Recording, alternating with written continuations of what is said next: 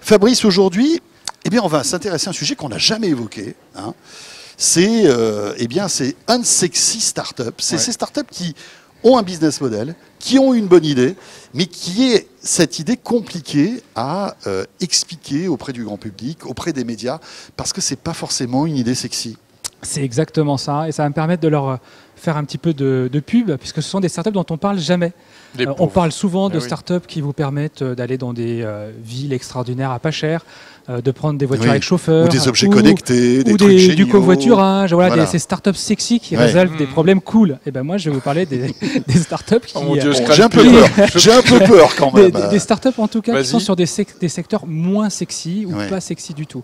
Alors, mais malgré tout, bon, il y a du business partout. Il y a du business partout. En fait, je vais prendre... C'est parfois celles qui réussissent le mieux en plus.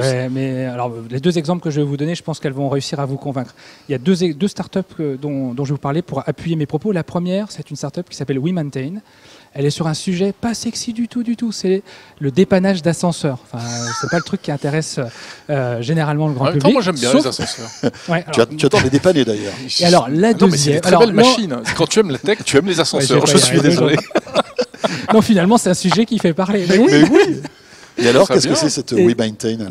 Donc WeMaintain, c'est une startup qui permet de venir disrupter le marché du service de maintenance des ascenseurs en cherchant des techniciens, en les mettant directement en relation avec des foncières notamment et des syndics. D'accord, mais d'habitude, c'est pas les fabricants des ascenseurs qui... Alors c'est exactement ce que tout le monde pense. Ils les fabricants. C'est un oligopole et bien souvent, Schindler, alors, etc. je ne vais pas les citer, mais effectivement, on a le sentiment que ce sont toujours... Deuxième startup dont je voudrais vous parler, et puis après, je vous montrerai comment ces deux startups sont ultra sexy en fait. La deuxième, elle s'appelle Advitam. Elle fait quoi? C'est une startup qui avec un nom comme ça. Ouais, je vois à peu près d'où on va. Elle vient disrupter le marché des pompes funèbres. Autant vous dire c'est chouette. Amen. Elle a le droit... Elle a le droit à son heure de gloire une fois par an, c'est le 1er novembre. Là, on en parle. C'est vrai. Là, on est un peu en retard. Mais bon. Oui.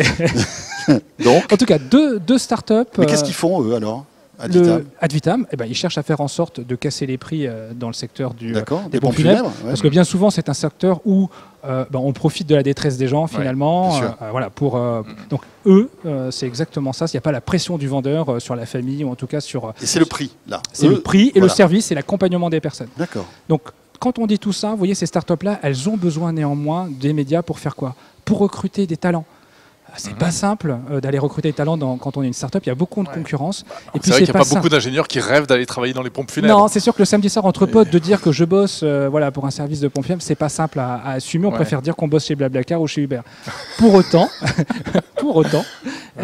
c'est une start-up ultra dynamique et qui vient révolutionner. C'est vrai que si on a un pote qui travaille chez Advitam, on n'a pas envie de lui demander de nous est-ce qu'on le recommande? Oui, c'est ça. C'est ça le problème. On se dit non, tu sais quoi? Ou alors le plus tard possible. Oui, non, mais c'est sûr qu'on n'a pas envie de tester ou être un bêta-testeur du bêta-testeur d'Advitam. On plaisante. Oui, bien sûr. Je préfère encore les ascenseurs. Oui, c'est sûr. Voilà, mais en fait, on ne va pas trop les plaindre, ces startups-là. Pourquoi?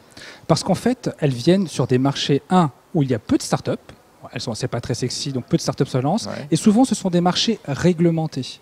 Donc, c'est pas simple d'arriver sur ces marchés-là. Et sachez une chose, c'est que d'ailleurs, ça, c'est Jade Francine, qui est la CEO de WeMaintain, dit souvent que si vous prenez ce type de marché, vous les décortiquez, vous regardez, il y a des marges importantes.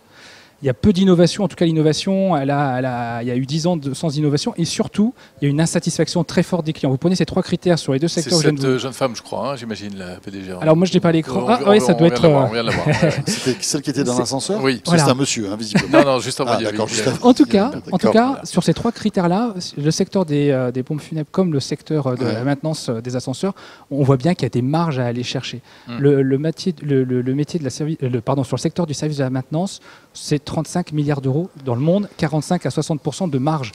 Quand on est une start-up, il y a de quoi aller s'amuser. Donc tout d'un coup, il peut après disparaître. Oui, mais les gros dinosaures des ascenseurs vont pas se laisser faire, je pense, non? Je pense que elle se bat tous les jours, mais ça c'est le job même d'une start-up, de venir tacler les gros sur un secteur. Et cette start-up, donc WeMaintain a levé 1,8 million d'euros en moins d'1 an. Elle a gagné la 13e saison de la BFM Academy. C'est une start-up qui décroche pas mal de clients en ce moment. Voilà, donc elle est finalement ultra sexy. Et pareil sur Advitam, 1,8 million de levée. Une start-up qui a été fortement médiatisée il y a quelques semaines à l'occasion du 1er novembre. Et c'est une start-up qui est en très forte croissance aussi. Et donc j'en profite pour lui faire de la pub, pour qu'il puisse enfin réussir à recruter des talents pour continuer à accompagner sa croissance. Oui, il faut, absolument. Donc la question qu'on doit se poser quand on lance sa boîte, faut-il faire comme tout le monde et trouver un truc sexy et avoir de la concurrence ou moins sexy et avoir du chiffre d'affaires et une forte croissance. Donc ça, c'est le choix qu'on peut laisser en tout cas aux futurs entrepreneurs.